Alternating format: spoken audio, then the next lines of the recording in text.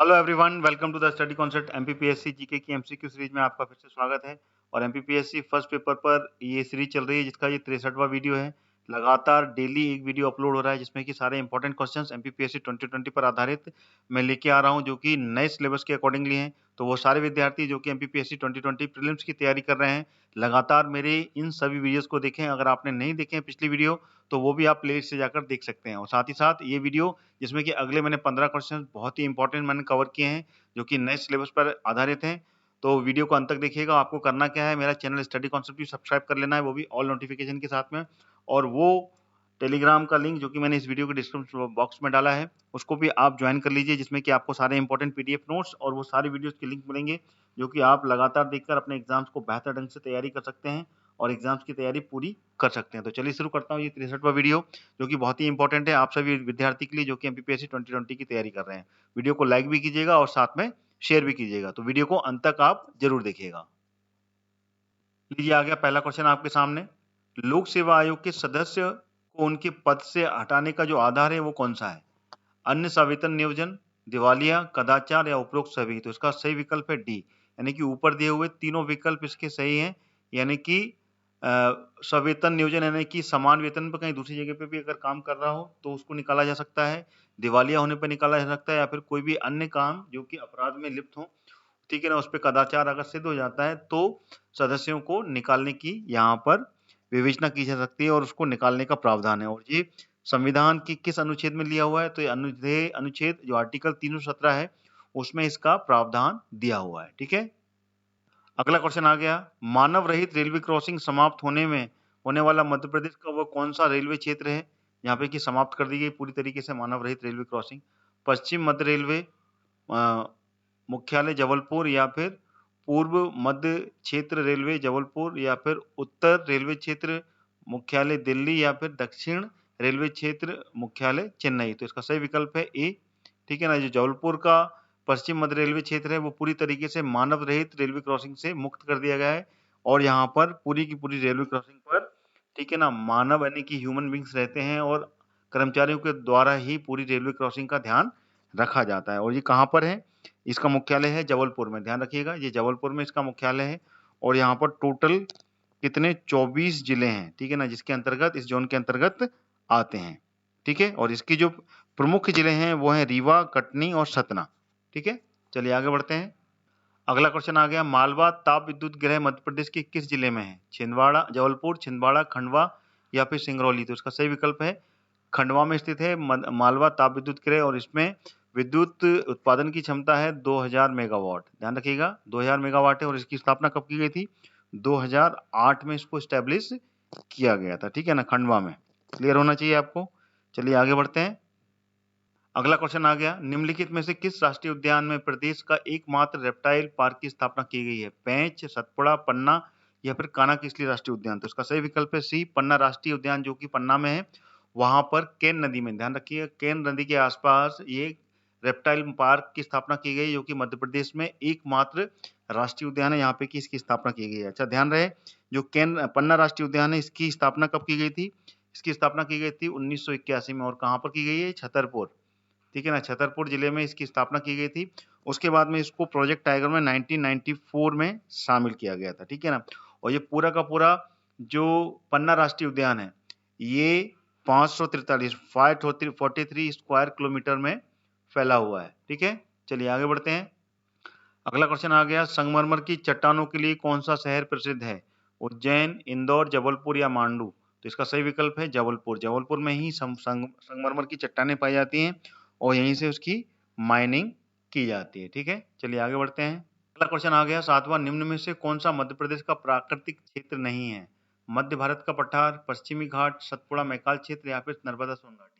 तो जो पश्चिमी घाट है ये प्राकृतिक क्षेत्र के अंतर्गत नहीं आता। बाकी के समस्त तीनों के तीनों क्षेत्र, मध्य भारत का पठार, सतपुड़ा मैकाल क्षेत्र और सोन घाटी, ये तीनों के तीनों प्राकृतिक क्षेत्र के अंतर्गत आते हैं। इसमें की प्राकृतिक सुंदरता और जैव विविधता और अन्य नदियों के बारे में भंडार है यहाँ पर। ठीक है ना, मिनरल्स भी बहुत ज्यादा है यहाँ पर, इस कारण से इनको प्राकृतिक क्षेत्र कहा जाता है। लेकिन पश्चिमी घाट जो है ये प्राकृतिक क्षेत्र में प्राकृतिक घाट के रूप में नहीं माना जाता। ठीक है, अगला क्वेश्चन आ गया, मध्य प्रदेश का क्षेत्रफल भारत के कुल क्षेत्रफल का कितना प्रतिशत है? ए, बी, सी, डी। तो इसका सही विकल्प है 9.38% जो है मध्य प्रदेश का जो क्षेत्रफल है भारत के कुल क्षेत्रफल का हिस्सा है। ठीक है, ध्यान रखिएगा, जो कि अगर इसको फिगर में देखा जाए तो 308,252 यानी कि 3,08,252 वर्ग किलोमीटर, स्क्वायर किलोमीटर का एरिया है जो कि मध्य प्रदेश का है, जो कि पूरे भारत का दूसरे नंबर पर स्थान आता है स्टेट में। पहला स्टेट जो है वो है राजस्थान, राजस्थान के बाद में नंबर लगता है मध्य प्रदेश का। ठीक है, क्लियर हो गया? चलिए आगे बढ़ते हैं।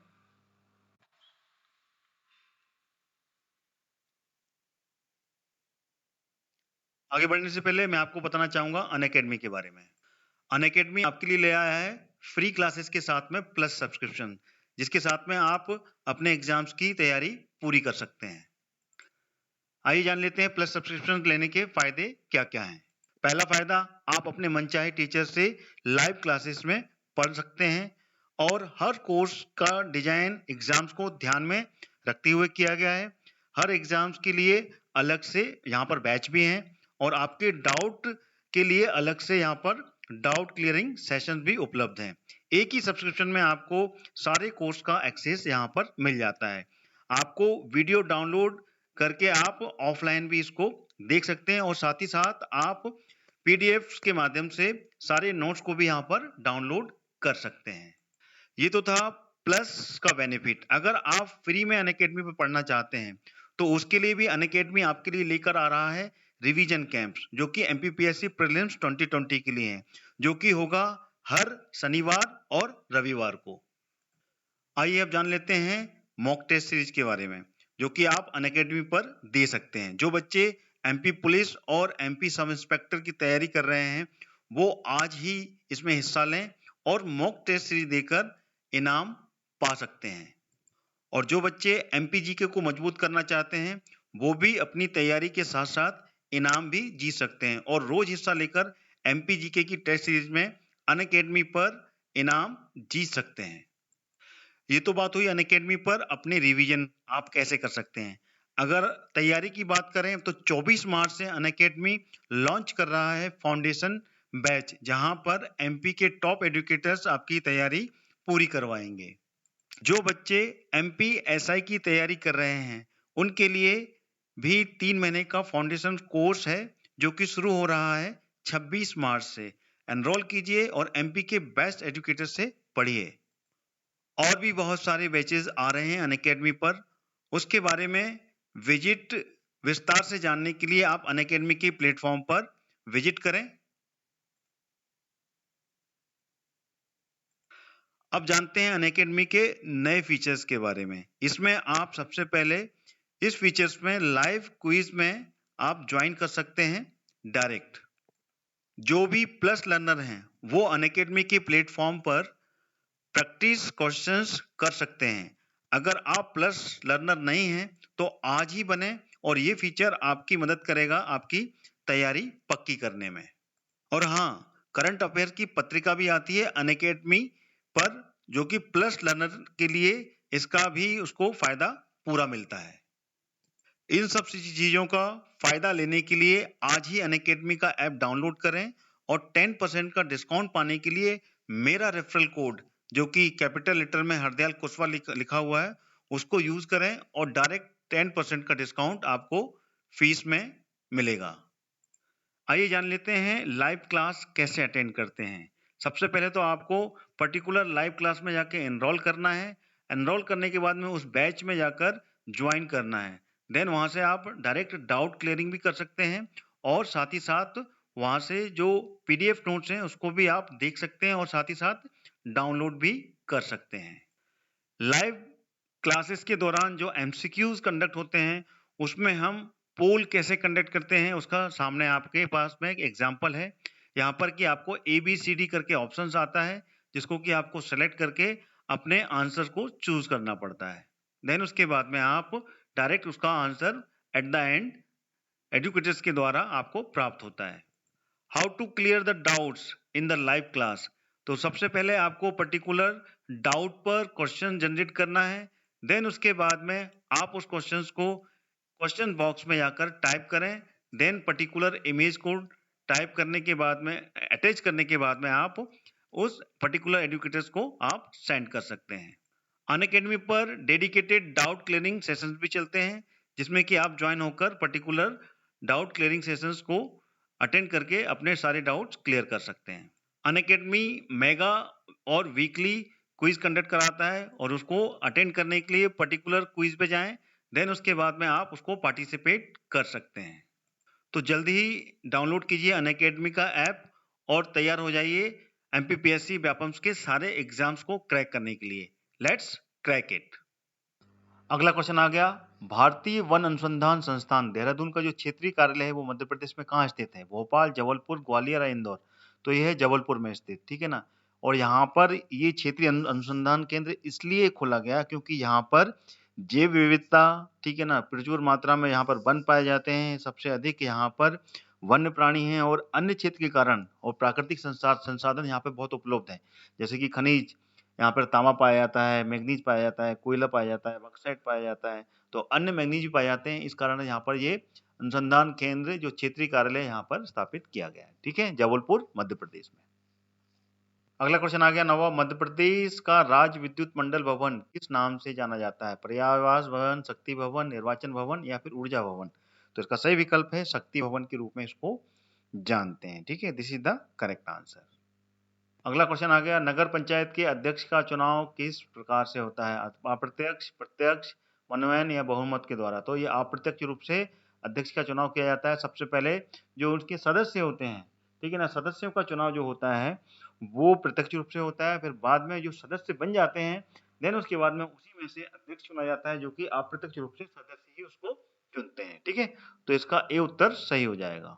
अगला क्वेश्चन आ गया, मध्य प्रदेश में नगर पालिकाओं की संख्या कितनी है? 84, 97, 86 या 86? 87, तो इसका सही विकल्प है बी, ठीक है ना, this is the correct answer. 97 है मध्य प्रदेश में कुल नगर पालिकाओं की संख्या। अगर नगर पालिकाओं की संख्या कहाँ पर एक नगर पालिका नियुक्त होती है, गठन होता है, जहाँ पे की जनसंख्या 20,000 से अधिक हो, ध्यान रखें 20,000 से अधिक जनसंख्या होगी वहां पे एक नगर पालिका का गठन किया जाता है। अगला क्वेश्चन आ गया, मध्य प्रदेश में लोकसभा सीटों में अनुसूचित जनजाति के लिए कितनी सीटें आरक्षित हैं? 4, 6, 8 या 9? तो 6 सीटें आरक्षित हैं ये एसटी के लिए मध्य प्रदेश में, जो कि टोटल कितनी सीटें हैं मध्य प्रदेश में? 29 लोकसभा की सीटें हैं, जिसमें कि 6 सीटें एसटी के लिए और 4 सीटें एससी के लिए रिजर्व है, ठीक है। चलिए आगे बढ़ते हैं। अगला प्रश्न आ गया, मध्य प्रदेश में पैरा पुलिस फोर्सेस किस रूप में कार्य करती है? ट्रैफिक, सार्वजनिक संपत्ति की सुरक्षा, उच्च अधिकारियों की सुरक्षा, उपरोक्त सभी? तो इसका डी आंसर सही है।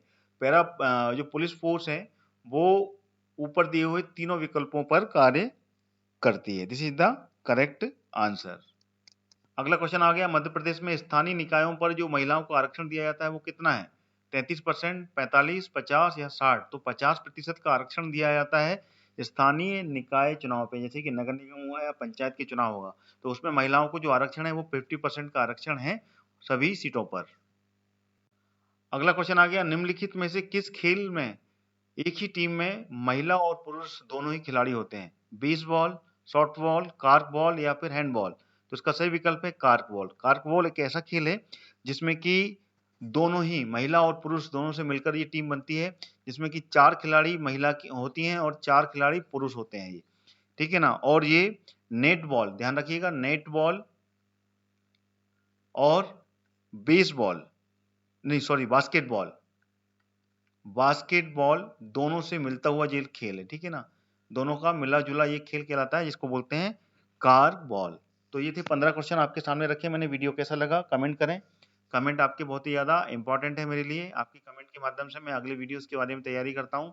साथ में वीडियो को लाइक भी करें और वीडियो को ज़्यादा से ज़्यादा शेयर करें, जिससे कि अन्य विद्यार्थी जो कि एमपीपीएससी प्रीलिम्स की तैयारी कर रहे हैं 2020 के लिए, उनके लिए ये वरदान साबित होगा, क्योंकि सारे क्वेश्चन बहुत ज़्यादा इंपॉर्टेंट है और बिल्कुल नए सिलेबस पर आधारित है। तो इसको शेयर ज़्यादा से ज़्यादा करें और साथ ही साथ मेरे इस चैनल को सब्सक्राइब कर लें। अगर आप रेगुलर मेरे इन वीडियोस को देखना चाहते हैं तो हर नोटिफिकेशन आपको रेगुलर मिलेगा और आप सारी वीडियोस देख पाएंगे, एक भी मिस नहीं होगा। और साथ ही साथ मेरा टेलीग्राम का लिंक जरूर, जो कि इस वीडियो के डिस्क्रिप्शन बॉक्स में पड़ा हुआ है, उसको क्लिक करके ज्वाइन कर लें, जिससे कि आपको सारे पीडीएफ नोट्स जो कि हिंदी में आपको मिलने वाले हैं, जिससे कि आप अपने बेहतर पढ़ाई उसके ढंग से बेहतर पढ़ाई कर सकते हैं और अच्छे ढंग से आपको वहाँ पर पूरी तैयारी करने का पूरा मौका मिलेगा, जो कि पीडीएफ नोट्स के द्वारा आप कर सकते हैं और साथ ही साथ वो सारे वीडियोज़ के लिंक मिलेंगे जो कि मेरे यूट्यूब के माध्यम से अपलोड हो रहे हैं। तो उसी के साथ अपना ये वीडियो यहीं समाप्त करता हूँ। अपना खास ख्याल रखिएगा। जय हिंद, जय Bharat and God bless you all.